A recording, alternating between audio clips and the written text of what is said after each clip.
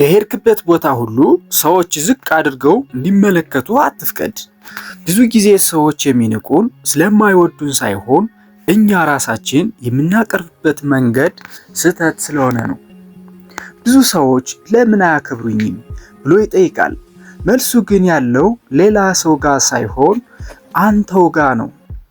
ክብር በልመና አይመጣም። ክብር በስራና በአቋም የሚገነባ ግርማ ሞገስ ነው።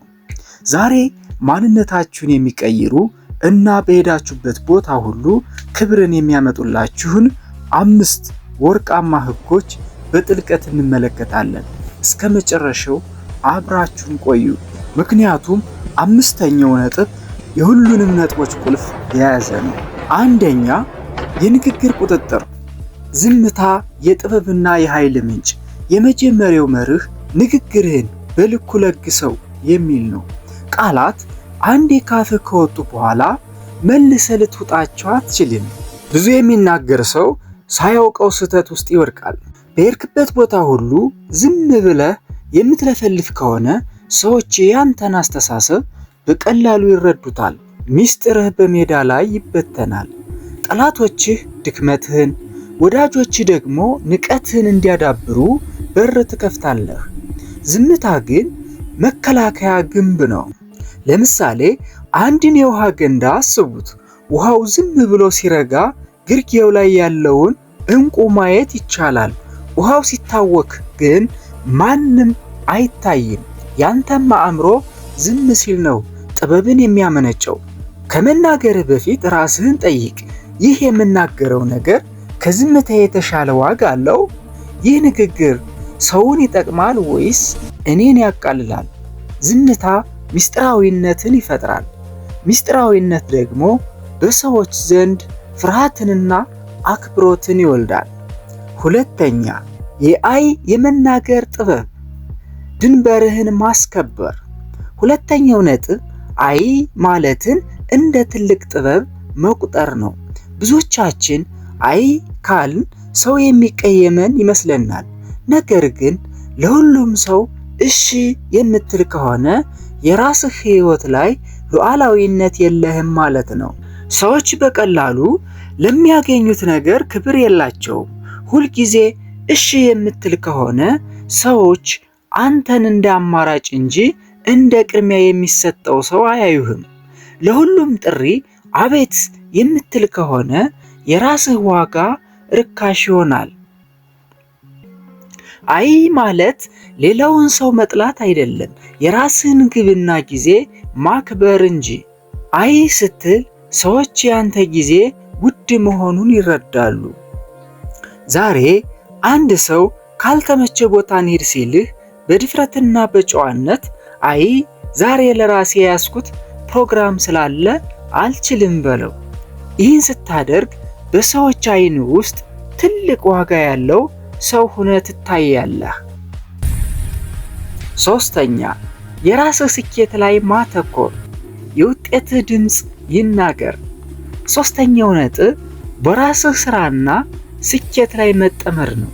ብዙ ሰዎች ጊዜያቸውን የሚያጠፉት ስኬት በማውራት ወይም ሌሎችን በመተቸት ነው። ይህ ግን ያንተን ማንነት ዝቅ ያደርገዋል። ሰዎች አንተን እንዲያከብሩህ የምትፈልገውን ያህል አንተ ለራስህ ህልም ትኩረት ስጥ። በራስህ ላይ ጎበዝ ሁን። ዕውቀትህን አሳድግ። አካልህን ገንባ። ስኬታማ ስትሆን ሰዎች አንተን ለማክበር የግድ መውደድ አይጠበቅባቸውም።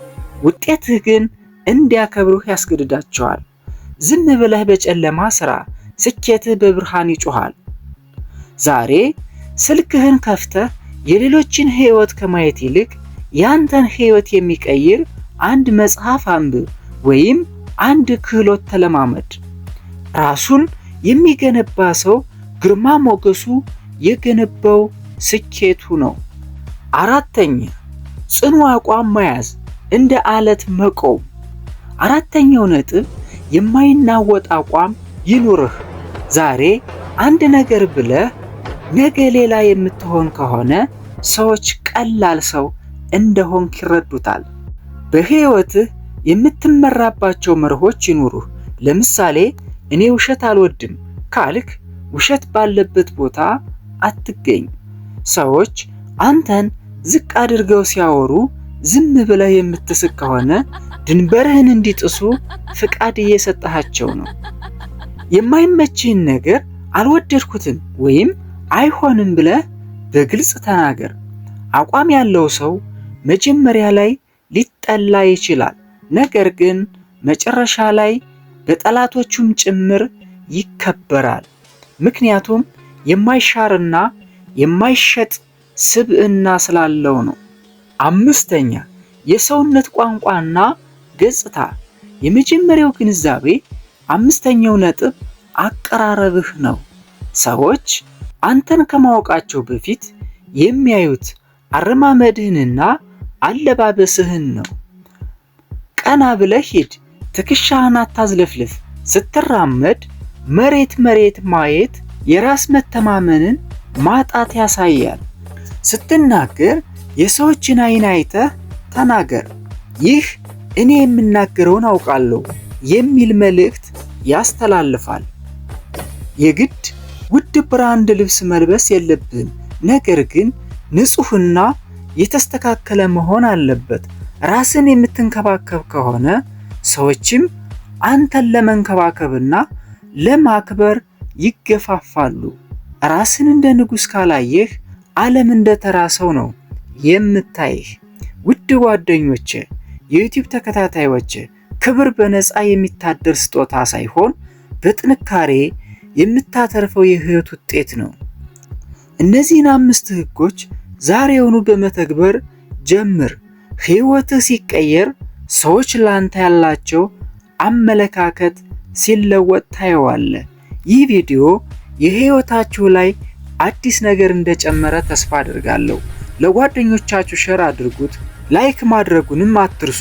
በሚቀጥለው ቪዲዮ እስክንገናኝ በታላቅነትና በክብር ኑሩ። ቻው።